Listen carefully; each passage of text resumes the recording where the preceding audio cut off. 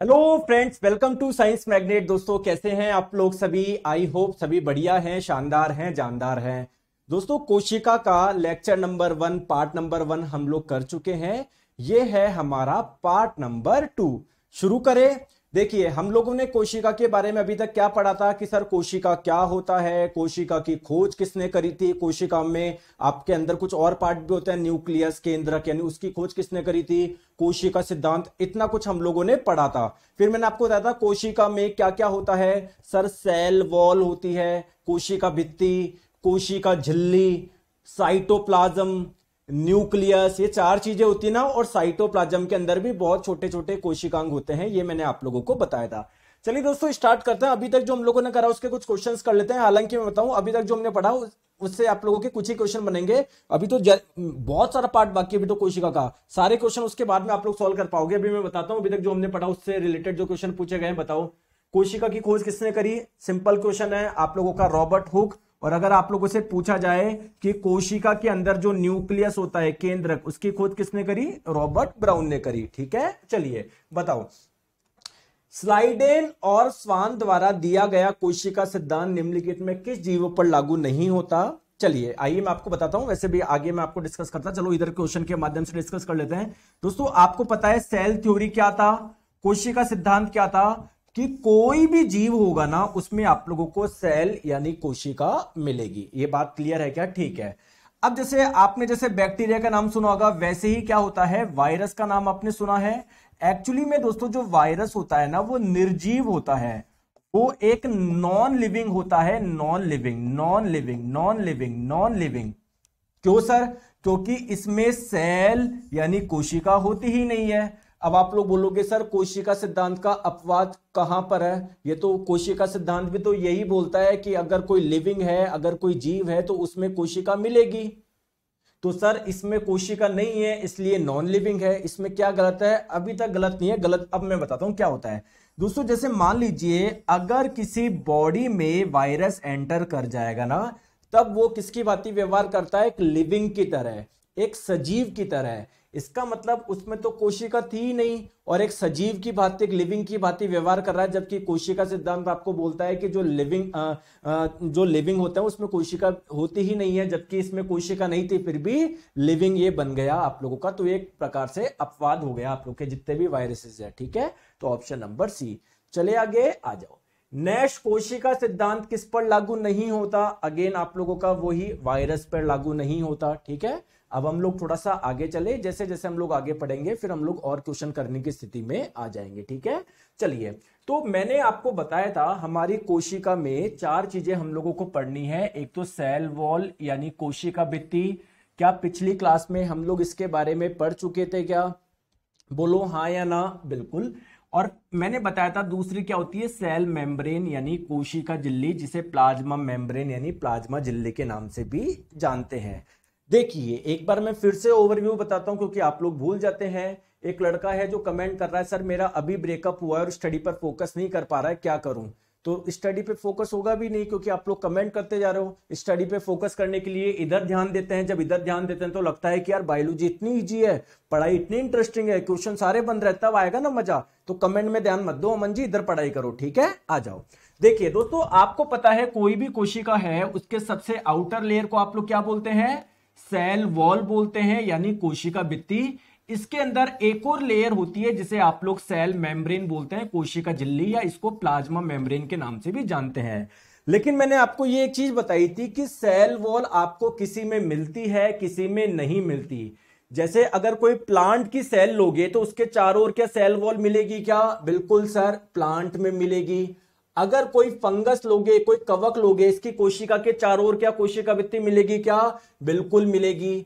अगर हम लोग बात करें कोई बैक्टीरिया लोगे, कोई जीवाणु लोगे, तो बैक्टीरिया की जो कोशिका है क्या इसके चारों ओर सेल वॉल मिलेगी क्या? बिल्कुल मिलेगी। लेकिन अगर बात करें एनिमल की, अगर बात करें जंतु की, हम भी एक प्रकार के एनिमल है, तो हमारी कोशिका के चारों ओर सेल वॉल नहीं मिलेगी।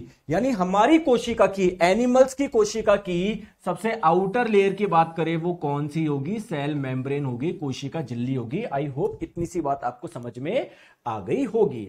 तो अगर बात करें जो एनिमल सेल्स है, जो जंतु कोशिका है, ये प्लाज्मा मेम्ब्रेन, ये जो सेल मेम्ब्रेन है क्या, सबसे भारी आवरण है। जबकि अगर प्लांट सेल की बात करी जाए, देखो अगर एनिमल सेल की बात करी जाए तो उसकी सबसे आउटर लेयर जो है वो क्या है? सेल मेम्ब्रेन है, यानी प्लाज्मा मेम्ब्रेन है, यानी प्लाज्मा झिल्ली है। और अगर हम लोग बात करें प्लांट की सेल की, तो दोस्तों उसके सबसे आउटर में क्या पाई जाती है? पहले नंबर पे सेल वॉल होती है, कोशिका भित्ति होती है, फिर सर जो अंदर वाली लेयर होती है ना, वो होती है आपकी सेल मेम्ब्रेन यानी कोशिका झिल्ली। क्लियर है? ठीक है, आ जाओ। अब देखिए दोस्तों, सेल मेम्ब्रेन जो होती है इसकी कुछ सर कैरेक्टरिस्टिक बताओ। जैसे अगर मैं बात करूं हमारी कोशिका के चारों ओर ये जो सेल मेम्ब्रेन है सर, इसकी कुछ विशेषता बताओ ना। दोस्तों एक्चुअली में क्या होती है? काफी फ्लेक्सिबल होती है। क्या होती है? फ्लेक्सिबल होती है, मतलब इसकी थोड़ी सी शेप है ना, सब बदल सकती है, काफी फ्लेक्सिबल होती है, लचीली होती है आप लोगों की। ठीक है, तो सर एक पॉइंट तो आपने बताया, क्या होती है ये? सर फ्लेक्सिबल होती है, लचीली होती है। ठीक है, और बताओ सर। काफी दोस्तों क्या होती है ये? पतली होती है और नाजुक होती है। बात क्लियर है क्या? ठीक है। अब एक चीज और ध्यान रखिएगा दोस्तों, ये जो सेल मेम्ब्रेन है इसमें छोटे छोटे छोटे छोटे छोटे छोटे क्या होते हैं? पोर्स होते हैं, छिद्र होते हैं। दोस्तों इन्हीं छिद्र के माध्यम से कोशिका के बाहर से कोई चीज कोशिका में आ सकती है और कोशिका के अंदर से कोई चीज कोशिका के बाहर जा सकती है। तो अगर मैं आप लोगों को एक छोटी सी बात बताऊं, जैसे मान लीजिए ये कोशिका है ना, इस कोशिका की सबसे आउटर लेयर की बात करें, अगर एनिमल्स में बात करें, जंतु में, तो ये क्या हो गई? सेल मेम्ब्रेन हो गई, यानी कोशिका झिल्ली हो गई। मैंने आपको कुछ बात बताया था क्या? देखिए दोस्तों, जो सेल वॉल होती है ना, सेल वॉल, जैसे मान लो ये सेल वॉल है, वो तो क्या होती है? परमिबल होती है, मतलब बाहर से अंदर कोई भी कोशिका के अंदर आए या कोशिका के अंदर का कोई भी पार्ट बाहर जाए, सेल वॉल को कोई भी दिक्कत की बात नहीं है। यानी अगर कोशिका के अंदर का सारा माल बाहर चल जाए तो उसमें भी सेल वॉल यानी कोशिका भित्ति को कोई दिक्कत नहीं है। क्लियर है क्या? बोलिए दोस्तों, मेरी बात समझिए। अरे यार दोस्तों, पढ़ लो, आप कमेंट करते हो, पढ़ाई नहीं करते। मुझे पता नहीं लगता कि यार तुम सिलेक्शन कैसे लोगे। इतना बढ़िया पढ़ा रहा हूं, एक एक चीज मैं आपको क्लियर करा रहा हूं, पता नहीं क्या क्या। एक लड़का बोल रहा है व्हाट इज प्लाज्मा। पूछना क्या चाह रहे हो? प्लाज्मा मेम्ब्रेन पूछना चाह रहे हो? प्लाज्मा पूछना चाह रहे हो? प्लाज्मा होता है जो केमिस्ट्री में पढ़ेंगे, प्लाज्मा मेम्ब्रेन होता है सेल मेम्ब्रेन का ही दूसरा नाम। Sir what is plasma, what is plasma, एक ही कमेंट करके परेशान कर दिया। एक लड़का है हरिओम मीणा, सर एक कोशिका जीव एक कोशिका के बने होते हैं या एक जैसी कोशिकाओं के बने होते हैं? ये देखो, पूरी पिछली क्लास में एक ही कमेंट बता रहा था मैं आपको बार बार कि ऐसे जीव जिनकी पूरी बॉडी में एक ही कोशिका मिलती है, एक सेल, एक, ये वाला एक, उसको यूनिसेलुलर ऑर्गेनिज्म बोलेंगे, एक कोशिकीय जीव। पता नहीं क्या आप पढ़ाई नहीं करते, फालतू के कमेंट करते रहते हो, फिर आप बोलते हो सर मेरा सिलेक्शन नहीं हुआ, मैं 2 साल से तैयारी कर रहा था। 2 साल से तैयारी नहीं, 2 साल से कमेंट कर रहे थे आप। सारा ध्यान इधर रखो, हर एक क्वेश्चन बनेगा, सब कुछ बनेगा। ठीक है, आ जाओ। तो ये आपकी पूरी परमिबल थी, इसको कोई दिक्कत ही नहीं थी। यानी कोशिका का सारा माल अगर बाहर चल जाए तो कोशिका की डेथ हो जाएगी, बिल्कुल हो जाएगी, लेकिन सेल वॉल को इससे कोई फर्क नहीं पड़ रहा, कोई चीज बाहर जा रही है, जाने दो। लेकिन दिक्कत की बात है ना, तो कोई तो होना चाहिए ना कोशिका के अंदर जो काम की चीज है उसको बाहर जाने से रोके। हाँ, जो कोशिका के काम की नहीं है उसको चल जाने दे, लेकिन जो कोशिका के काम की चीज है उसको बाहर जाने से रोके, वो काम करेगा आप लोगों का प्लाज्मा मेम्ब्रेन या सेल मेम्ब्रेन। दोस्तों सेल मेम्ब्रेन क्या होती है? सेलेक्टिवली परमिबल होती है। अभी लिखवाऊंगा आगे। चयनात्मक, चयनात्मक, चयनात्मक पारगम्य, इसका मतलब कुछ पार्ट को ही बाहर जाने देगा, ऐसे सबको नहीं जाने देगा। पारगम्य। क्लियर है क्या? क्लियर है क्या? क्लियर है क्या? बात आ गई समझ में? सेलेक्टिवली परमिबल होती है, चयनात्मक, पारगम्य होती है। बहुत बढ़िया। सर जैसे देखो एक सिंपल सा क्वेश्चन पूछा गया है आप लोगों से। अच्छा ये वाला तो अभी हमने चलो आप वैसे बता सकते हो, पिछली क्लास में मैंने बता दिया था केंद्रक और कोशिका झिल्ली के बीच भरे हुए जेली जैसे पदार्थ को क्या बोलते हैं? जैसे अगर हम लोग बात करें हमारी कोशिका की, तो हमारी कोशिका की सबसे आउटर लेयर क्या है? सेल मेम्ब्रेन है, कोशिका झिल्ली है, क्योंकि हमारे कोशिका भित्ति तो मिलती नहीं है। ठीक है दोस्तों, कोशिका के अंदर मैंने आपको बताया था एक पार्ट और होता है न्यूक्लियस यानी केंद्रक। तो ये जो सेल मेम्ब्रेन है, जो कोशिका झिल्ली है, और ये जो न्यूक्लियस है, इसके बीच में एक लिक्विड भरा होता है। इस लिक्विड को दोस्तों ध्यान रखिएगा, क्या बोलते हैं? साइटोप्लाज्म बोलते हैं, कोशिका द्रव्य बोलते हैं ना। सिंपल सा क्वेश्चन है ना। मैंने आपको बताया था ना 4 चीजें पढ़नी हमको कोशिका के बारे में। एक तो सेल वॉल कोशिका भित्ति, एक सेल मेम्ब्रेन कोशिका झिल्ली, एक साइटोप्लाज्म कोशिका द्रव्य, और एक न्यूक्लियस। तो ये साइटोप्लाज्म क्या है? सिंपल सी बात आपको समझ में आ गई होगी। चलिए अब दोस्तों बात करते हैं ये सेल मेम्ब्रेन का कार्य क्या है। देखो ध्यान से समझो, मैं फिर से आप लोगों को बता देता हूं कि यार ये जो सेल मेम्ब्रेन है ना, ये बाहर की चीजों को अंदर आने देगा, नो डाउट, लेकिन जो काम की चीज है उसे ही अंदर आने देगा, सबको अलाउ नहीं करेगा, ना ही सबको बाहर जाने देगा।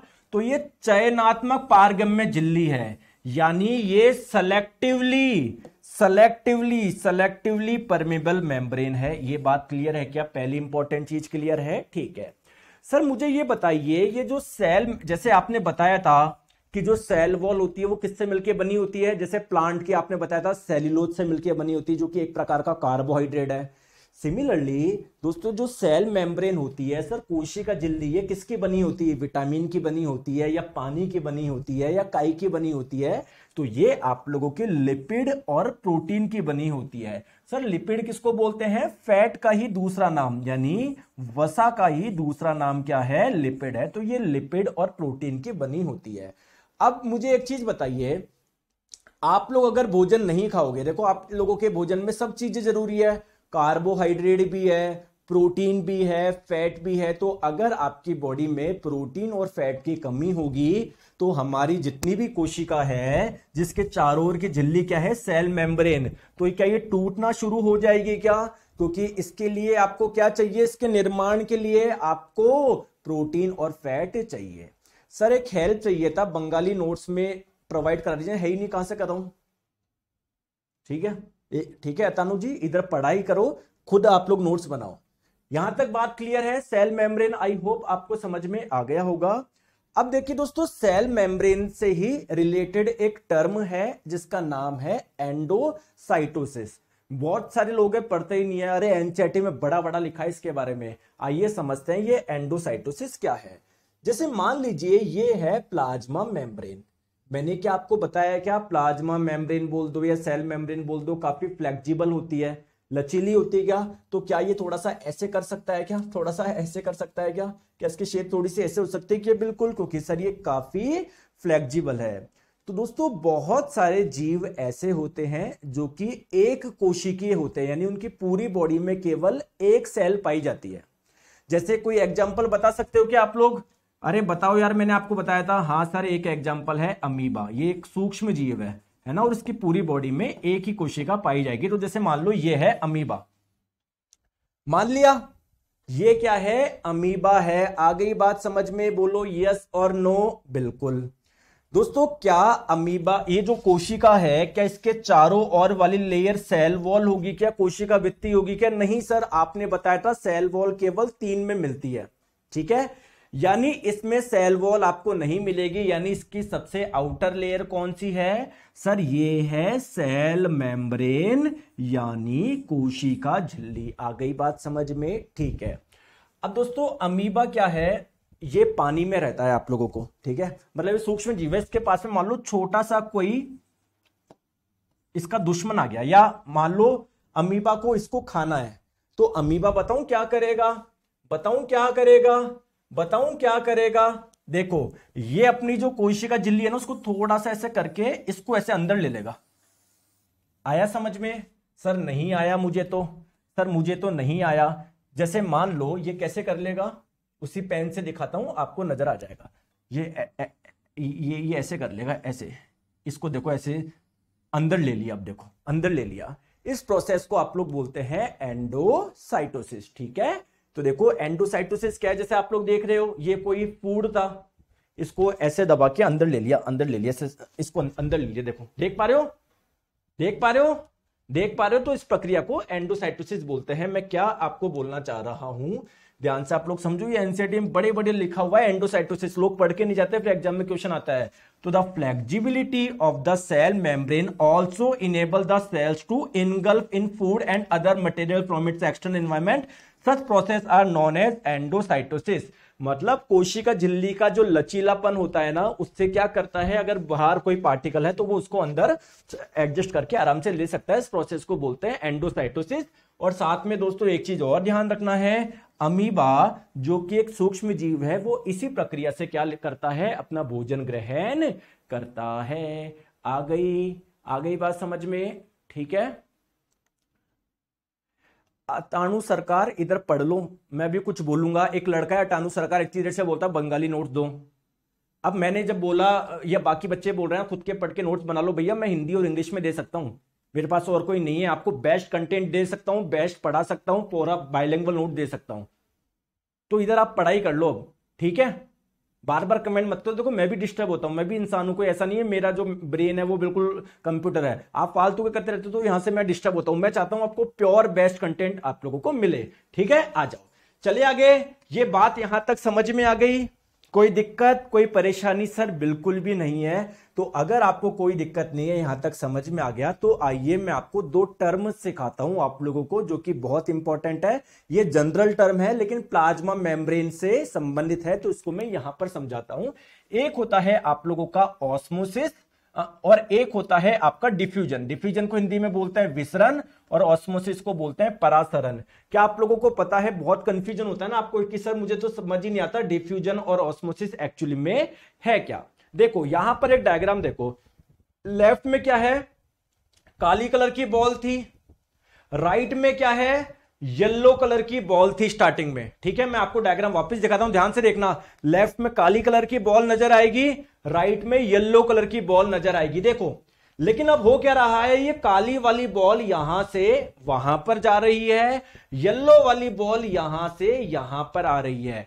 तो दोस्तों एक्चुअली में क्या है, ये मैंने जो काली बॉल येलो बॉल जो मैंने बोला है, बेसिकली क्या है, दो गैस है। एक तो यहां पर एक गैस है और एक यहां पर गैस है। काली वाली को कोई सी भी गैस मान लो हीलियम गैस मान लो। तो यहां पर क्या था, ये जो काली वाली गैस है ना, ये जो काली वाली गैस है, मान लो कौन सी गैस बोलूं इसको, हीलियम गैस बोल दूं, हीलियम गैस, कोई भी गैस मान लो अब जो, ठीक है। और इस येलो वाली को, है ना, इस येलो वाली को कुछ और मान लो, इसको मान लो कौन सी गैस मान लोगे, नियोन गैस मान लो, जो आपकी इच्छा हो, हाइड्रोजन गैस मान लो, जो आपकी इच्छा हो, ऑक्सीजन गैस मान लो, इसको मैंने मान लिया नियोन गैस। तो बेसिकली हो क्या रहा है, देखो मैं डायग्राम को वापस दिखा रहा हूं, ध्यान से देखो। स्टार्टिंग में यहां पर हीलियम गैस ज्यादा थी, वहां पर कम थी। तो हीलियम गैस क्या कर रही है, जहां पर इसकी मात्रा कम है वहां पर जा रही है। यहां पर इसका कंसंट्रेशन, यहां पर सांद्रता, यहां पर मात्रा ज्यादा थी, यहां पर कम थी, तो वो यहां से यहां पर जा रही है। बहुत अच्छी बात है। और सिमिलरली दोस्तों जो नियोन गैस है, इसकी मात्रा यहां पर ज्यादा थी, तो वो यहां से यहां पर आ रही है, क्योंकि इस जगह मात्रा कम है। दोस्तों क्या बात आई, क्या समझ में आई क्या? चलो इसको एक एग्जांपल से और समझते हैं। जैसे मान लीजिए आप लोग अभी गर्मा गर्म आपकी चाय बना के लेकर आए, क्या कुछ समय बाद में आप लोग देख लेते हो क्या चाय ठंडी हो जाती है? क्योंकि दोस्तों अभी स्टार्टिंग में क्या थी, इसके पास में बहुत ज्यादा हीट थी, बहुत ज्यादा उष्मा थी, तो बाहर हीट कम है, तो यहां से हीट बाहर जा रही है। मतलब समझ लो बात को, कब तक जाती रहेगी? जैसे मान लीजिए अभी आप लोग जो चाय बना के लेकर आए हो, उसका तापमान है 100 डिग्री सेल्सियस, मान लो बाहर का तापमान है 20 डिग्री सेल्सियस, तो टेम्परेचर कम है, यहां पर ज्यादा है, तो ये हीट क्या करेगा, लॉस करेगा। फिर 100 से इसका टेम्परेचर कम हो जाएगा 90, 80, 40, 30, जैसे ही 20 हो जाएगा, बाहर के जितना इसका टेम्परेचर हो जाएगा, फिर और हीट नहीं निकालेगा। तो प्रकृति चाहती है अपने आप को इक्विलिब्रियम में रखना, साम्य अवस्था में रखना। तो यार इसके पास में हीट ज्यादा थी तो इसने त्याग दी। सिमिलरली काली वाली जो गैस है, हीलियम जो गैस है, इधर मात्रा कम थी, तो हाई कंसंट्रेशन से लो कंसंट्रेशन की ओर फ्लो करता है। कोई भी पदार्थ होता है ना, अगर उसकी मात्रा कहीं पर ज्यादा है ना, तो वो अधिक मात्रा वाले क्षेत्र से कम मात्रा वाले क्षेत्र में प्रवाहित होता है। दोस्तों इसी प्रोसेस को आप लोग बोलते हैं डिफ्यूजन यानी विसरण। क्या आपको समझ में आया क्या? अगर ये बात आपको समझ में आई तो बोलोगे यस। अब आपके मन में क्वेश्चन आएगा कि सर डिफ्यूजन विसरण की आपने डेफिनेशन बता दी कि कोई भी पदार्थ, जनरली अगर हम लोग बात करें लिक्विड और गैस की बात कर रहे हैं, क्योंकि देखो ठोस तो इतना ज्यादा फ्लो नहीं हो सकता। ऐसा नहीं है कि जैसे मान लो ये कमरा है, इस कमरे में आपने एक तरफ बहुत सारी सोने गोल्ड की ईंटें रख दी, इस तरफ कुछ भी नहीं है, तो ऐसा नहीं है कि गोल्ड जो होगा सोने की ईंटें यहां पर आना शुरू हो जाएगी, नहीं। ये वाला जो प्रोसेस होता है लिक्विड और गैस में होता है, क्योंकि लिक्विड और गैस में ही फ्लो करने की कैपेसिटी होती है। जैसे अगर मैं आप लोगों को बोलूं कि जैसे मान लीजिए आपने बीच में एक हल्का सा दीवार कर दिया, यहां पर रख दिया पानी और बीच में छेद कर दिया, तो क्या पानी यहां से यहां पर आना शुरू हो जाएगा क्या? यानी पदार्थ पानी जिसकी मात्रा यहां पर ज्यादा थी वो कम मात्रा वाले क्षेत्र में आना स्टार्ट कर रहा है। तो जो आपके पदार्थ होते हैं ना वो हाई कंसंट्रेशन यानी उच्च सांद्रता, यानी जहां पर उसकी मात्रा ज्यादा है वहां से कम मात्रा वाले क्षेत्र में जब वो फ्लो करता है, इस प्रोसेस को बोलते हैं डिफ्यूजन यानी विसरण। किस किस को समझ में आया? किस किस को आया? समझ में आ गया? बिल्कुल। तो सर अब मुझे ऑस्मोसिस भी बता दो, ये दोनों एक ही है कि नहीं? दोस्तों ऑस्मोसिस क्या है? डिफ्यूजन यानी विसरण का ही एक स्पेशल केस है। विसरण का ही एक स्पेशल केस है। कैसे सर? अगर जो हम बोलते ना हाई कॉन्सेंट्रेशन से लो कॉन्सेंट्रेशन, उच्च सांद्रता से निम्न सांद्रता की ओर पदार्थ का फ्लो कर रहा है, अगर ये पदार्थ का फ्लो जो हो रहा है अगर वाटर का हो रहा है, यानी अगर वाटर हाई कंसंट्रेशन से, यहां पर लिख दूं शॉर्ट में HC, हाई कंसंट्रेशन से लो कंसंट्रेशन की ओर फ्लो कर रहा है, और एक कैसे कर रहा है? एक सेमी परमिबल मेम्ब्रेन, एक अर्ध पारगम्य झिल्ली से अगर मूवमेंट कर रहा है, तो अगर देखो मैं फिर से आपको बता देता हूं, फिर से जैसे मान लो आप बीच में ना आपने कुछ पार्टीशन लगा रखा है, ठीक है, जिसमें मान लो छोटे छोटे पोर्स है, छोटे छोटे छेद है, यहां पर बहुत सारा पानी है, यहां पर बिल्कुल भी पानी नहीं है, तो क्या ये पानी यहां से यहां पर आना स्टार्ट करेगा क्या? बिल्कुल। अब देखो छोटे छोटे पोर्स है, छोटे छोटे पोर्स से ही तो जाएगा पानी, ऐसा नहीं है सारा पानी एकदम में चल जाएगा। तो मैं इसको बोलूं झिल्ली को मैं बोल दूं क्या? ये एक सेमी परमिबल मेम्ब्रेन है, एक अर्ध पारगम्य झिल्ली है, मतलब जाने तो दे रहा है ना, लेकिन एक बार ऐसा नहीं कि पूरा एकदम में जाने दे रहा है, और यहां पर पानी यहां से यहां पर जा रहा है, तो इस प्रोसेस को हम लोग क्या बोलोगे? डिफ्यूजन, क्योंकि पदार्थ एक क्षेत्र से दूसरी ओर जा रहा है। और इसी को हम लोग ऑस्मोसिस भी बोल सकते हो। क्यों? क्योंकि अगर जाने वाला पदार्थ पानी है और जिस झिल्ली से ये गुजर रहा है अगर वो सेमी परमेबल है, अर्ध पारगम्य है, तो आप लोग इसको क्या बोलोगे? ऑस्मोसिस बोल दोगे। आ गई बात समझ में? बोलिए। चले आगे, चले। तो ये जितनी भी चीजें मैंने आप लोगों को बताई है, आइए मैं इसको लिखवाता हूं, जो भी बातें मैंने आप लोगों को बताई है, ठीक है? आ जाओ, चलो आ जाओ। हाँ दोस्तों, क्वालिटी आप लोग चेंज कर सकते हो, जो भी बोल रहे हैं कि सर क्वालिटी का ऑप्शन है क्या, बिल्कुल आप चेंज कर सकते हो, 360, 480 कम भी कर सकते हो, जो आपको करना है, ठीक है? तो आप लोग ध्यान रखिएगा, उच्च सांद्रता वाले क्षेत्र से कम सांद्रता वाले क्षेत्र में अगर किसी पदार्थ की गति हो रही है, स्वतः स्फूर्त मतलब स्पॉन्टेनियस, मतलब बहुत जल्दी हो रही है, अपने आप हो रही है, बहुत जल्दी हो रही है, तो अगर हाई कंसंट्रेशन से लो कंसंट्रेशन यानी उच्च सांद्रता या उच्च मात्रा वाले क्षेत्र से कम मात्रा वाले क्षेत्र में किसी पदार्थ की गति होती है, तो इसे आप लोग बोलते हैं विसरण यानी डिफ्यूजन। क्लियर है क्या? अच्छा मुझे एक छोटी सी बात बताओ, क्या आपने कभी सुना है, क्या सुना है कि जैसे जो कोशिका होती है, कोशिका के पास में ऑक्सीजन जाती है, हर कोशिका के पास में, और ऑक्सीजन से उसको एनर्जी मिलती है, फिर इस एनर्जी से वो कार्बन डाइऑक्साइड गैस रिलीज करती है। तो हमारी बॉडी बहुत सारी कोशिकाओं से मिलकर बना हुआ है, हमारी हर कोशिका में क्या होता है? ऑक्सीजन जाता है और हर कोशिका से कार्बन डाइऑक्साइड बाहर निकलता है। क्या ये बात सही है क्या? अब मुझे बताओ ऑक्सीजन अंदर गई कैसे?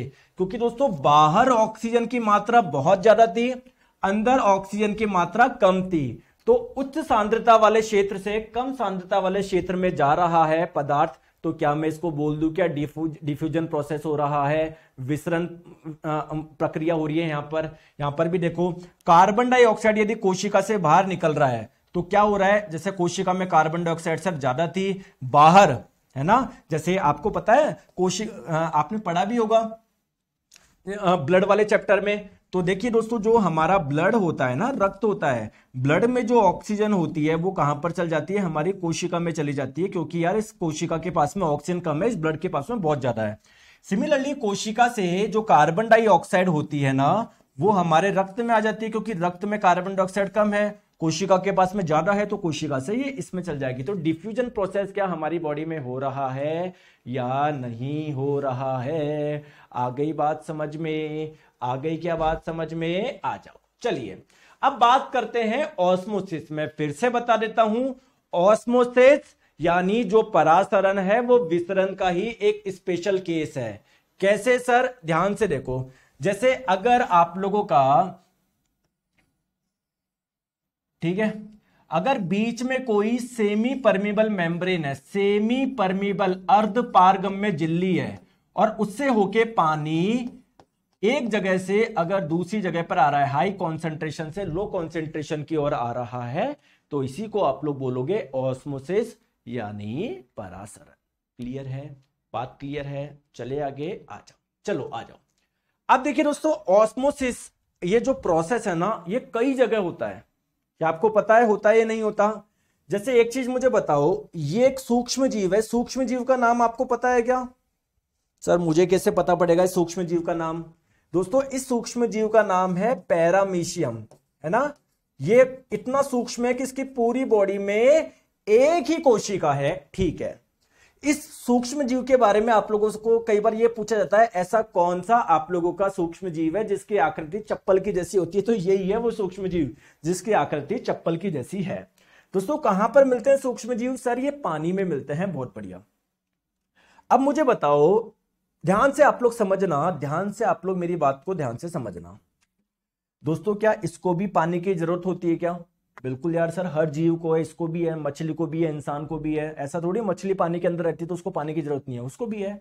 तो क्या जो पानी है, क्या बाहर भाई तालाब में है, ये तालाब में है, मान लो तालाब में तो बहुत सारा पानी है, तो वहां पर पानी की मात्रा बहुत ज्यादा है, इसकी बॉडी के अंदर पानी की मात्रा कम है, तो क्या बाहर से अंदर पानी जाएगा क्या? हाई कॉन्सेंट्रेशन से उच्च सांद्रता से निम्न सांद्रता की ओर जा रहा है। और किससे होके जा रहा है? सर इसकी ये कोशिका ही तो है, तो कोशिका की आउटर लेयर कौन सी होती है? सेल मेम्ब्रेन, कोशिका झिल्ली या प्लाज्मा मेम्ब्रेन। सेल वॉल तो केवल 3 में ही पाई जाती है, वो मैंने आपको बता दिया। तो ये आपका जो सेल मेम्ब्रेन है, कोशिका झिल्ली है, ये कैसी होती है? सेमी परमीबल होती है, अर्ध पारगम्य होती है, या फिर आप लोग बोल दो सेलेक्टिवली परमीबल होती है, चयनात्मक पारगम्य होती है। तो दोस्तों यहां से यहां पर अगर ये जा रहा है तो ये एक प्रकार का ऑस्मोसिस प्रोसेस ही तो है। बोलो हाँ या ना, बताओ बताओ।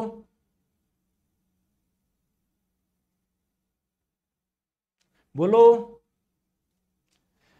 एक लड़का बोल रहा है, मन्नू कुमार जी, सर मेरा सीएलजी निकल गया।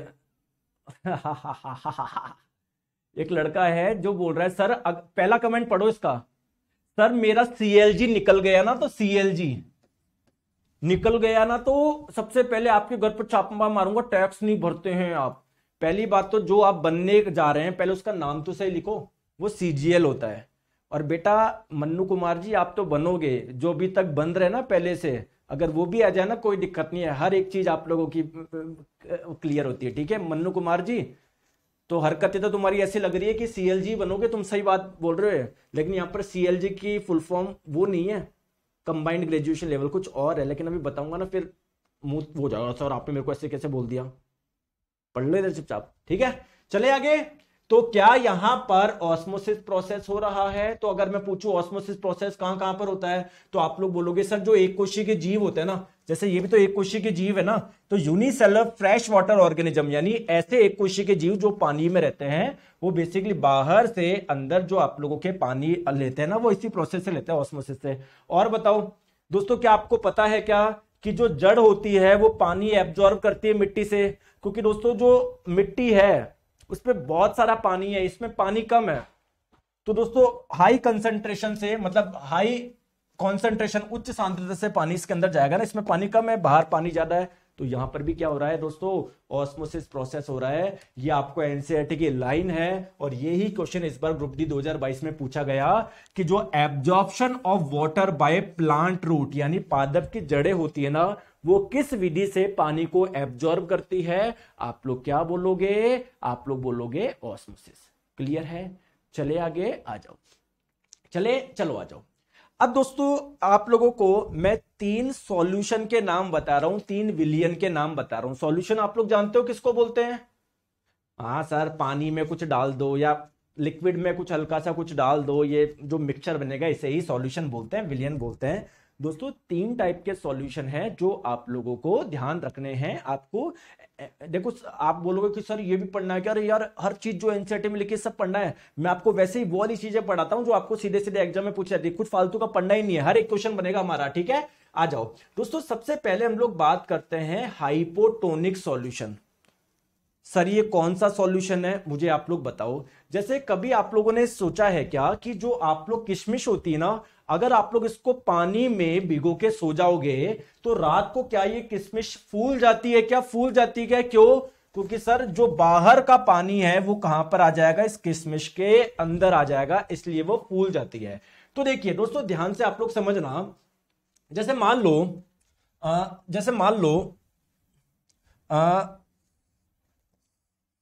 ये कोई एक सॉल्यूशन है, कोई एक विलियन है, इसके अंदर आपने कोई सेल रख दी, कोई कोशिका रख दी। मान लो लाल रक्त कोशिका रख दी या श्वेत रक्त कोशिका, कोई भी कोशिका रख दी आपने, किसी कोशिका को किसी आपने मीडियम में रख दिया। दोस्तों अगर मुझे बताओ कोशिका के अंदर पानी की मात्रा कम है, बाहर अगर पानी की मात्रा ज्यादा है तो क्या होगा? तो सर क्या बाहर से पानी क्या अंदर आएगा क्या? और अगर अंदर आएगा तो कोशिका का जो पहले साइज था उससे बढ़ जाएगा क्या? कोशिका फूल जाएगी क्या? बिल्कुल। तो दोस्तों इस वाले सॉल्यूशन को, इस वाले विलियन को मैं क्या बोलूंगा? इसको मैं बोलूंगा हाइपोटोनिक सॉल्यूशन। तो हाइपोटोनिक सॉल्यूशन आप लोग किसको बोलते हैं? If the medium surrounding the cell has a higher water concentration than this cell. अगर कोशिका को जिस विलियन में आपने रखा है उसमें पानी की मात्रा ज्यादा है कोशिका के मुकाबले, तो ऐसे आप लोग विलियन को बोलोगे क्या? हाइपोटोनिक। और इस वाले केस में क्या होगा? पानी जो होगा वो बाहर से कोशिका में जाएगा। तो कई बार आप लोगों से एग्जाम में पूछ लिया जाता है कि हाइपोटोनिक सॉल्यूशन में अगर किसी कोशिका को रखे तो कोशिका के साथ में क्या होगा? इसका साइज बढ़ेगा, कम होगा या समान रहेगा? तो इसका साइज बढ़ जाएगा। क्लियर है? चले आगे आ जाओ। चलिए नेक्स्ट हम लोग बात करते हैं दोस्तों हाइपरटोनिक सॉल्यूशन। दोस्तों हाइपरटोनिक सॉल्यूशन क्या होता है? ये कौन सा सॉल्यूशन होता है, कौन सा विलेन होता है?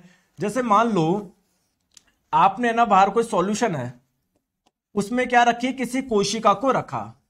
अब हम ये मान के चल रहे हैं इस कोशिका में पानी की मात्रा ज्यादा है, बाहर पानी की मात्रा कम है। तो आप मुझे खुद बताइए कॉमन सेंस लगा के कि क्या होगा? दोस्तों पानी की मात्रा अंदर ज्यादा है, बाहर कम है, तो यहां से पानी बाहर जाएगा। तो इससे क्या होगा? कोशिका जो होगी ना, इसका साइज कम हो जाएगा, ये चिपकना स्टार्ट कर जाएगी, ये आप लोगों की मतलब बहुत पतली सी हो जाएगी।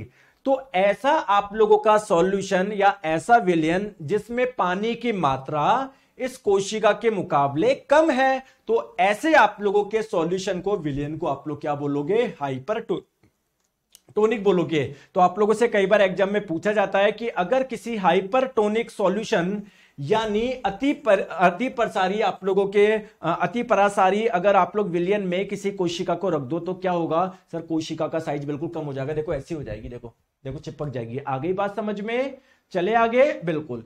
तीसरा होता है आप लोगों का आइसोटोनिक। दोस्तों आइसो का मतलब ही होता है एक जैसा, यानी अगर हम लोग किसी कोशिका को ऐसे सॉल्यूशन, ऐसे विलयन में रख रहे हैं जहां पर पानी की मात्रा उस कोशिका में जो पानी की मात्रा है उसके बराबर है, तो क्या होगा? ना सर बाहर से अंदर आएगा, ना अंदर से बाहर जाएगा। या आप लोग बोल सकते हो जितना अंदर से बाहर जा रहा है उतना ही बाहर से अंदर आ रहा है, तो कोशिका के साइज में कोई भी चेंज नहीं रहेगा, वो बिल्कुल वैसी ही रहेगी। तो ऐसे आप लोग सॉल्यूशन को बोलोगे आइसोटोनिक। किन्हीं को आया समझ में? कितने ऐसे लोग हैं जिनको समझ में आ गया? सर आपका कंटेंट बहुत ही शानदार रहता है। Thank you so much Raj ji, thank you so much. बस अच्छे से पढ़ाई करो, सिलेक्शन लो, बाकी इधर का सारा काम मैं संभाल लूंगा, ठीक है। और आपको इसके अलावा कुछ भी नहीं पढ़ना, मैं आपको बोल रहा हूं जो मैं पढ़ा रहा हूं बस उस पर ध्यान दो। तो मैंने आपको बताया था जब पहली क्लास स्टार्ट करी थी कि सेल के अंदर हम लोगों को 4 चीजें पढ़नी है। एक तो मैंने आपको बताया था सेल वॉल यानी कोशिका भित्ति, पढ़ लिया। सेल मेम्ब्रेन यानी कोशिका झिल्ली, पढ़ लिया। एक मैंने आपको बताया था न्यूक्लियस यानी केंद्रक, और एक मैंने आपको बताया था साइटोप्लाज्म कोशिका द्रव्य।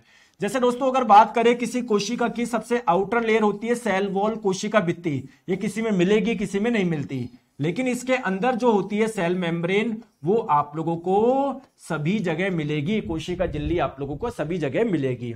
दोस्तों क्या कोशिका के अंदर पाया जाता है क्या न्यूक्लियस यानी केंद्रक मिलता है क्या, बोलो, है ना। तो उसके बारे में भी हम लोगों को पढ़ना है। और इस न्यूक्लियस और ये सेल मेम्ब्रेन के बीच में एक लिक्विड भरा होता है जिसे आप लोग बोलते हैं साइटोप्लाज्म, इसके बारे में हम लोगों को पढ़ना है। चले आगे आ जाओ।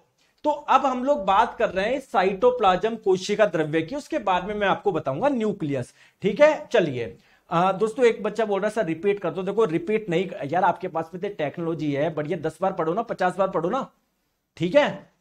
तो ऐसे रिपीट करने बैठे तो हो गया काम, आराम से आप लोग रिवाइज कर लो, आपके पास में वीडियो रहते हैं, ये 10 बार देखो, 50 बार देखो, कम करके देखो, तेज करके देखो। चलो साइटोप्लाज्म है क्या, इसका अकरेंस कहां पर होता है मुझे बताओ।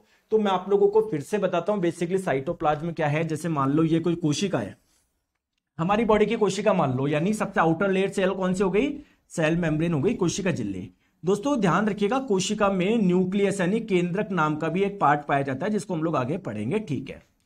तो न्यूक्लियस के चारों ओर ये जो मेम्ब्रेन है ना, इसे आप लोग बोलते हैं न्यूक्लियर मेम्ब्रेन यानी केंद्रक झिल्ली। और दोस्तों ये कौन सी झिल्ली है, ये या मैं बोलूं ये कौन सी लेयर है सर, ये है प्लाज्मा मेम्ब्रेन या सेल मेम्ब्रेन या कोशिका झिल्ली। तो न्यूक्लियर मेम्ब्रेन या न्यूक्लियस के चारों ओर यहां पर ये जो आपका एक लिक्विड पाया जा रहा है, इसे आप लोग या जेली जैसा पार्ट, लिक्विड जैसा पार्ट कुछ पाया जा रहा है ना, इसे बोलते हैं साइटोप्लाज्म यानी कोशिका द्रव्य। और दोस्तों इसी के अंदर अलग अलग कोशिकांग होते हैं, माइटोकॉन्ड्रिया, राइबोसोम, है ना, जिनके बारे में एक एक करके हम लोग पढ़ेंगे। सर कोड शो नहीं हो रहा है, आप लोग परचेज में जाके देखो, आपको दिख जाएगा, ठीक है। आ जाओ। तो साइटोप्लाज्म की आप लोगों को बताने इसकी कैरेक्टरिस्टिक क्या है, ठीक है। देखो देखो मेरी बात समझो, जैसे ये आपका कोशिका के अंदर न्यूक्लियस हो गया, ये रहा साइटोप्लाज्म। तो साइटोप्लाज्म किससे मिलकर बना हुआ है दोस्तों, ये आप लोगों के बहुत सारे पदार्थ का एक मिक्सचर है। कौन से, वाटर प्लस कुछ ऑर्गेनिक कंपाउंड प्लस कुछ इनऑर्गेनिक कंपाउंड।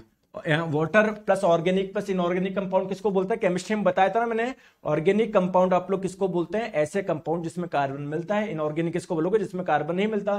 तो ये बहुत सारे, इन तीनों का आप लोगों का क्या है, ये मिक्सचर है। और इसी साइटोप्लाज्म के अंदर आप लोगों को क्या मिलेंगे, क्या मिलेंगे, कोशिकांग आप लोगों को मिलेंगे। चलिए आ जाओ।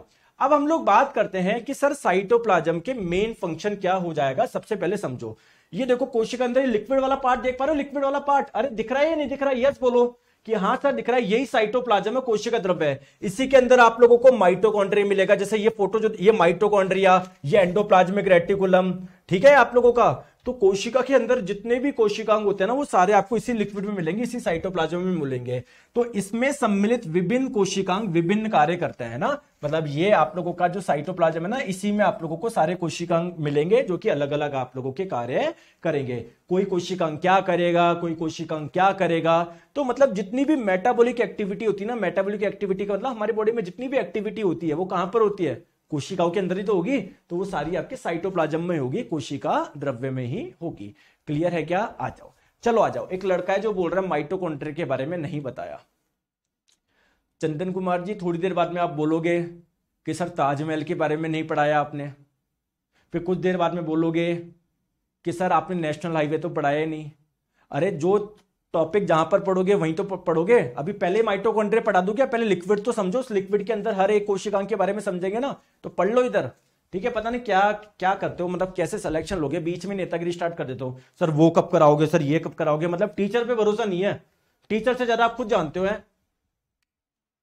चलो आ जाओ। चलिए, तो जो कोशिकांग है उसके अंदर बहुत सारे कोशिकांग पाए जाते हैं, जैसे एंडोप्लाज्मिक रेटिकुलम, अंत्यपद्यवी जालिका, जैसे माइटोकॉन्ड्रिया, जैसे राइबोसोम, जैसे लाइजोसोम। तो हर एक कोशिकांग के बारे में हम लोग समझते हैं। सबसे पहले समझते हैं एंडोप्लाज्मिक रेटिकुलम, जिसको शॉर्ट में ईआर बोलेंगे और हिंदी में इसको बोलते हैं अंतःद्रव्यी जालिका या अंतःप्रद्रव्यी जालिका भी आप लोग उसको बोलते हैं। क्लियर है? आ जाओ, समझे हम लोग बात को। क्या होता है एंडोप्लाज्मिक रेटिकुलम? बिल्कुल। देखिए दोस्तों, आप लोग जब रियल में डायग्राम देखोगे ना तो आप लोगों को पता नहीं कैसे लगेगा कि सर ये कोशिका इतनी बड़ी है क्या, ये तो माइक्रोस्कोप से देख रहे हो बड़ा करके। ठीक है, तो इसी के अंदर आप लोगों को क्या मिलेगा? एंडोप्लाज्मिक रेटिकुलम मिलेगा। सर कैसे मिलता है सर, आप मुझे बताओ ना। आइए मैं आपको बताता हूं। जैसे मान लो ये कोशिका है, मेरा वाला डायग्राम में देखो, ये मत देखो, ये बिल्कुल भी मत देखो। सर कोशिका के अंदर क्या न्यूक्लियस होता है क्या केंद्रक? बिल्कुल। तो दोस्तों न्यूक्लियस के बाहर ये ऐसे आप लोगों के ऐसे नेटवर्क जैसे ऐसे कुछ स्ट्रक्चर दिखेंगे, ऐसे ऐसे कुछ दिखेंगे। ये ऐसे, ये दिख रहा है, ये ग्रीन वाला, ये ग्रीन वाला जो आप लोग देख पा रहे हो, ये ही क्या है दोस्तों? आपका एंडोप्लाज्मिक रेटिकुलम है, यानी अंतःप्रद्रव्यी जालिका है। क्लियर है क्या? आ जाओ। तो सर ये एंडोप्लाज्मिक रेटिकुलम आप लोगों का है क्या दोस्तों? एक बेसिकली नलियों का और चादरों का एक बड़ा नेटवर्क है। जैसे एक प्रकार की नली तो है, देखो ये एक नली हो गई, ये दूसरी नली हो गई, ये तीसरी एक नली हो गई, ये चौथी हो गई, ऐसे बेसिकली बहुत सारी नलियां, बहुत सारी ट्यूब्स है। एक ट्यूब ये हो गई, एक ट्यूब ये हो गई, एक ट्यूब ये हो गई। और जब इसको 3D में देखोगे तो ये एक शीट ही तो, एक चादर ही तो हो गई, चादर। जैसे एल्यूमिनियम की शीट होती है, तो आप लोग क्या करो, जैसे मान लो ये एल्यूमिनियम की शीट है, ठीक है, प्लीज इधर आप लोग देखिए, ये मान लो एक शीट है। तो अगर मैं शीट को ऐसे फोल्ड कर दूं, ऐसे देखो, तो ट्यूब भी बन जाएगी। एक ट्यूब ये बन गई, एक ट्यूब ये बन गई। तो ऐसे बहुत सारी शीट का और आप लोग बहुत सारी ट्यूब्स का नेटवर्क आप लोग इसको मान सकते हो। क्लियर है क्या? बिल्कुल। अब होता क्या है, ध्यान से आप लोग समझो, ये जो एंडोप्लाज्मिक रेटिकुलम है ना, ये जो कोशिका के अंदर ये जो एंडोप्लाज्मिक रेटिकुलम है ना दोस्तों, एंडोप्लाज्मिक रेटिकुलम जो है ना, इस पे जब हाथ लगा के देखोगे ना, कहीं कहीं पर तो आपको थोड़ा सा खुरदुरा लगेगा, थोड़ा सा रफ लगेगा, कहीं कहीं पर ये बिल्कुल सॉफ्ट लगेगा। तो अगर ये कहीं पर खुरदुरा लग रहा है तो जरूर इसके सरफेस पे कुछ ना कुछ है। तो क्या होता है, एंडोप्लाज्मिक रेटिकुलम के कुछ पार्ट पे आप लोग देखोगे दाने जैसे कुछ पार्टिकल पाए जाते हैं, दाने जैसे पार्टिकल। और ये पार्टिकल बेसिकली क्या होता है आप लोगों का, कौन सा होता है? ये होता है सर राइबोसोम। तो बेसिकली एंडोप्लाज्मिक रेटिकुलम यानी अंतःप्रद्रव्य जालिका का कुछ भाग क्या होता है? रफ होता है, तो उसको बोलते हैं रफ एंडोप्लाज्मिक रेटिकुलम। और ये रफ क्यों होता है, खुरदुरा क्या होता है? तो आप लोग बोलोगे राइबोसोम के कारण। इस पे राइबोसोम पाए जाते हैं, राइबोसोम की उपस्थिति के कारण, राइबोसोम की प्रेजेंस के कारण। आ गई बात समझ में? और दोस्तों एंडोप्लाज्मिक रेटिकुलम का कुछ पार्ट में जब हाथ लगा के देखोगे तो आपको कुछ भी नजर नहीं आएगा, बिल्कुल सॉफ्ट लगेगा, तो स्मूथ लगेगा। तो एंडोप्लाज्मिक रेटिकुलम के इस वाले पार्ट को बोलोगे स्मूथ एंडोप्लाज्मिक रेटिकुलम, यानी नरम अंतःप्रद्रव्य जालिका। आई क्या बात समझ में? आप लोग यहां पर डायग्राम में देख सकते हो, देखो ये आपका एंडोप्लाज्मिक रेटिकुलम है, ये भी है क्या? यहां पर आप लोग दाने दाने जैसे देख पा रहे हो क्या, कुछ रेड रेड कलर के देख पा रहे हो क्या? तो इस पे हाथ लगाओगे तो आपको खुरदुरा लगेगा ना। तो एंडोप्लाज्मिक रेटिकुलम अंतःप्रद्रव्य जालिका का वो भाग जहां पर ये राइबोसोम पाए जाते हैं उसे आप लोग बोलते हैं रफ एंडोप्लाज्मिक रेटिकुलम। और एंडोप्लाज्मिक रेटिकुलम का वो भाग जहां पर कोई भी दाने जैसे कुछ भी नहीं पाया जाता उसको आप लोग बोलते हैं स्मूथ एंडोप्लाज्मिक रेटिकुलम। आई क्या बात समझ में? प्लीज एक बार यस बोल दो, प्लीज बोल दो, बहुत अच्छी बात है। आ जाओ, तो आइए अब मेन कैरेक्टरिस्टिक की बात करते हैं। मैं आपको एक छोटी सी चीज और बताऊं क्या, एक जो आप लोग कभी सुनोगे नहीं, कभी एक्चुअली में मैं आपको स्ट्रक्चर बताता हूं होता क्या है। अब देखो मेरी बात, हमारी कोशिका की सबसे आउटर लेयर, इसको क्या बोलोगे आप लोग? क्या बोलोगे? सेल मेम्ब्रेन बोलोगे ना। कोशिका झिल्ली या प्लाज्मा झिल्ली, बहुत बढ़िया दोस्तों। ये न्यूक्लियस है, केंद्रक है। न्यूक्लियस के चारों ओर के लेयर को क्या बोलते हो? न्यूक्लियर मेम्ब्रेन, केंद्रक झिल्ली। हम लोग आगे पढ़ेंगे, टेंशन मत लो। तो एंडोप्लाज्मिक रेटिकुलम इसी से ऐसे कंटिन्यू करके ऐसे कुछ बना होता है और प्लाज्मा मेम्ब्रेन में जाके ऐसे घुस जाता है, ये है ना। तो बेसिकली अगर आप लोग ध्यान से देखोगे यहां पर भी ये जो एंडोप्लाज्मिक रेटिकुलम है किससे कनेक्टेड है? न्यूक्लियस से कनेक्ट है। तो मैं आपको बस ये समझाना चाह रहा हूं, अगर आप नहीं भी समझना चाहो, सीधा याद रखना चाहो, तो बस ये रख लो कि ये एंडोप्लाज्मिक रेटिकुलम है ना, बेसिकली न्यूक्लियस और प्लाज्मा मेम्ब्रेन के साथ में कंटिन्यू है ये। ठीक है, मैं बोल सकता हूं क्या? Continuous with the plasma membrane on the outside and nuclear membrane on inside. लेकिन मतलब बाहर से तो प्लाज्मा मेम्ब्रेन से कंटिन्यू हो रहा है, अंदर आपका न्यूक्लियर मेम्ब्रेन से हो रहा है।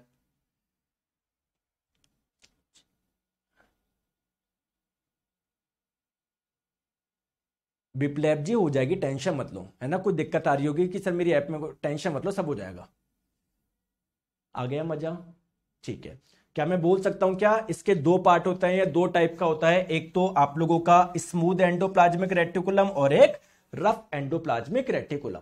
चलिए तो दोस्तों एंडोप्लाज्मिक रेटिकुलम का सर कार्य क्या है? दोस्तों कार्य क्या है आइए मैं आपको समझाता हूं। आसान भाषा में समझाऊं या सर डिफिकल्ट भाषा में समझाऊं? सर आसान भाषा में समझाओ ना। आइए देखो बहुत आसान भाषा में मैं आप लोगों को समझाता हूं। देखो ये रही कोशिका, ध्यान से आप लोग समझना दोस्तों, ये रहा एंडोप्लाज्मिक रेटिकुलम। क्लियर है क्या? इसके कुछ पार्ट पे क्या पाया जा रहा है? कुछ पार्ट पे सरफेस पे क्या पाया जा रहा है? छोटे छोटे दाने जैसे स्ट्रक्चर पाया जा रहा है जिसका नाम है राइबोसोम। बहुत बढ़िया दोस्तों। एक्चुअली में पहले समझो राइबोसोम का कार्य क्या है। दोस्तों राइबोसोम का कार्य क्या है? प्रोटीन का निर्माण करना। प्रोटीन का निर्माण करना। प्रोटीन का निर्माण करना। दोस्तों क्या हमारी बॉडी में प्रोटीन बनता है क्या? हाँ यार बनता है।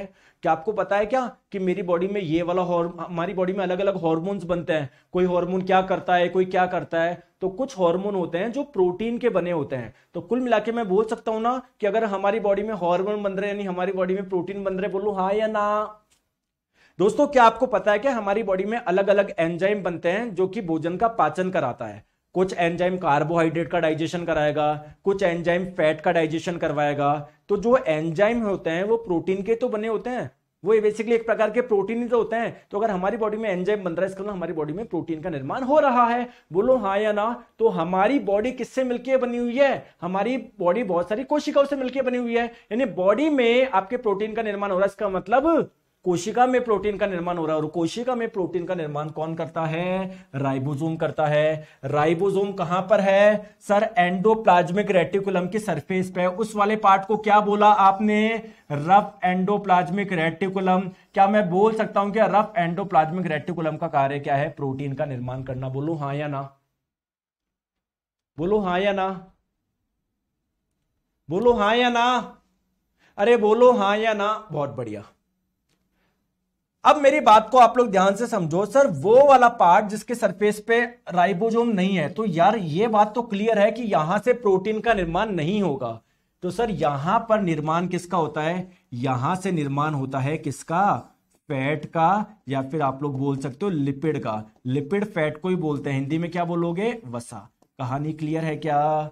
बताओ बताओ बताओ बताओ। बिल्कुल सर। अच्छा मुझे एक चीज बताइए कि जो हमारी ये प्लाज्मा मेम्ब्रेन होती है ये किसकी बनी होती है? बताओ। क्या मैंने आपको बताया था क्या ये प्रोटीन प्लस लिपिड की बनी होती है? बताओ। तो बेसिकली जो आपका स्मूथ एंडोप्लाज्मिक रेटिकुलम से जो फैट बना, जो वसा बना, और यहां से रफ एंडोप्लाज्मिक रेटिकुलम से जो प्रोटीन बना, इसका कुछ पार्ट क्या प्लाज्मा मेम्ब्रेन के निर्माण में भी यूज हो जाएगा क्या? बोलो हाँ या ना। बोलो। बिल्कुल सर। ये सारी बात आपको समझ में आई? बिल्कुल।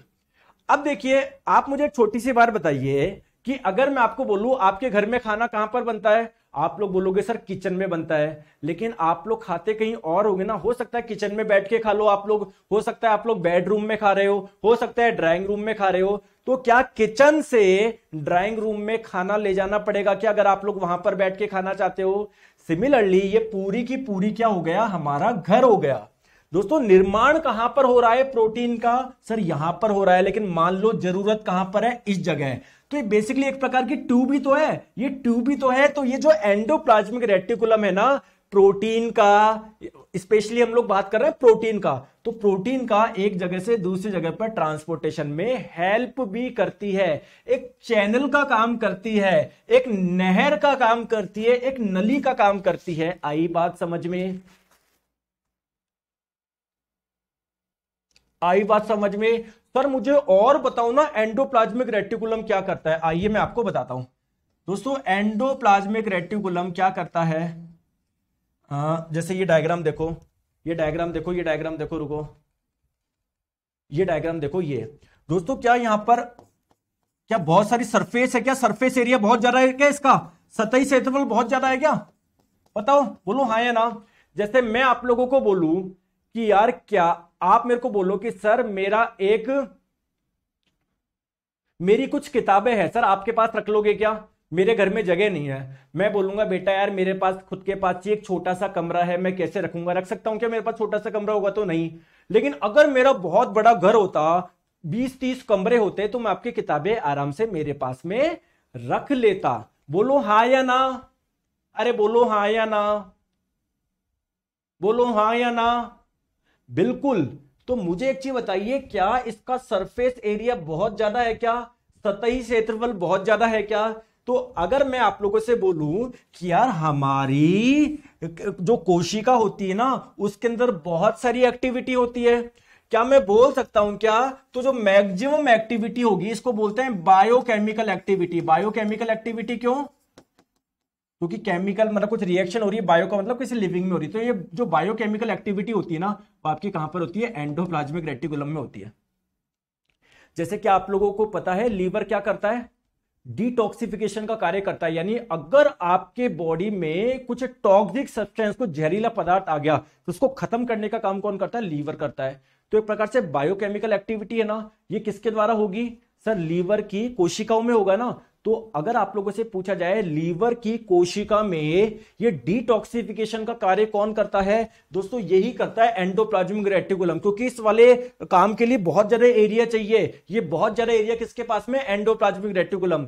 तो बेसिकली इस वाले रफ एंडोप्लाज्मिक रेटिकुलम के ऊपर तो राइबोसोम आके बैठ गए, तो वहां पर तो इतनी जगह नहीं है, तो जगह किसके पास में बची? Smooth endoplasmic reticulum. तो ये क्या करेगा? डिटॉक्सिफिकेशन का कार्य करेगा। दोस्तों जितनी भी बातें मैंने आपको बताई है वो लिखवा दूं क्या? वो लिखवा दूं क्या? वो लिखवा दूं क्या? बिल्कुल सर लिखवा दो, आ जाओ आ जाओ आ जाओ, वो सारी चीजें मैं आप लोगों को लिखवा देता हूं।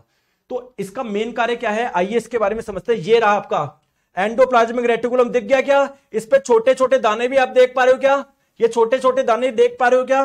तो ये छोटे छोटे दाने क्या है? राइबोसोम है। देख पा रहे हो क्या? तो बेसिकली सबसे पहले क्या कर रहा है, ये एक सपोर्टिव फ्रेमवर्क बना रहा है। जैसे आपके जब घर बनता है तो अंदर लोहे के सरिये डलते हैं ना, वैसे दोस्तों कोशिका के अंदर एक प्रकार से ये एक अंदर का फ्रेमवर्क की, तो एक प्रकार के अंदर से सरिये की जैसे काम कर रहा है ना, तो ये फ्रेमवर्क की तरह काम करता है। ठीक है, तो इसमें दो पार्ट हो गए। RER क्या करता है? सिंथेसाइज प्रोटीन, ये प्रोटीन का निर्माण करता है। जबकि SER क्या करता है? लिपिड यानी फैट का निर्माण करता है। साथ में क्या होगा कि जैसे मान लो यहां पर प्रोटीन बना है, उस प्रोटीन को यहां से लेकर यहां तक लेके जाना है, तो इसमें एंडोप्लाज्मिक रेटिकुलम किसका कार्य करता है? पाथवे का कार्य करता है। एक मार्ग की तरह काम करता है, एक रास्ते की तरह काम करता है, एक नली की तरह काम करता है, एक नहर की तरह काम करता है। ठीक है, आ जाओ।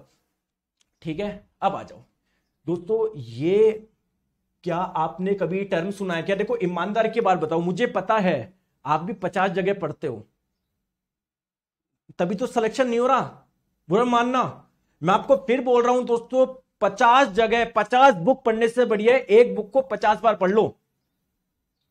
सिमिलरली मैं बोल रहा हूं साइंस में मैं आपको गारंटी देता हूं इसके अलावा कुछ भी नहीं पढ़ना, कुछ भी नहीं पढ़ना, लेकिन जो मैं पढ़ा रहा हूं उसको प्रॉपर्ली रिवाइज करो।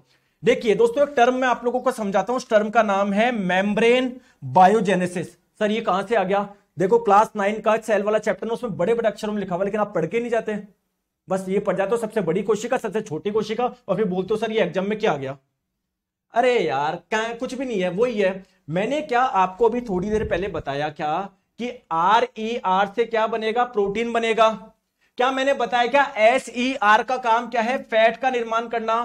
तो दोस्तों ये प्रोटीन का कुछ पार्ट और इस फैट का कुछ पार्ट का यूज होता है प्लाज्मा मेम्ब्रेन बनाने में। तो देखिए ध्यान रखो, some of these proteins and lipids help in building the cell membrane. ये जो कुछ प्रोटीन बन रहे हैं, जो वसा बन रहा है, इसका कुछ पार्ट सेल मेम्ब्रेन कोशिका झिल्ली के निर्माण में यूज होता है। इसी प्रोसेस को बोलते हैं मेम्ब्रेन बायोजेनेसिस। अब गलती से बोल मत देना एग्जाम में सर ये मेम्ब्रेन बायोजेनेसिस क्या आ गया, सर ये झिल्ली जैव जनन क्या आ गया, सर ये तो मैंने कभी बताया नहीं। आ गई बात समझ में क्या? चले आगे आ जाओ। नेक्स्ट हम लोग बात करते हैं क्या एंडोप्लाज्मिक रेटिकुलम और क्या करता है।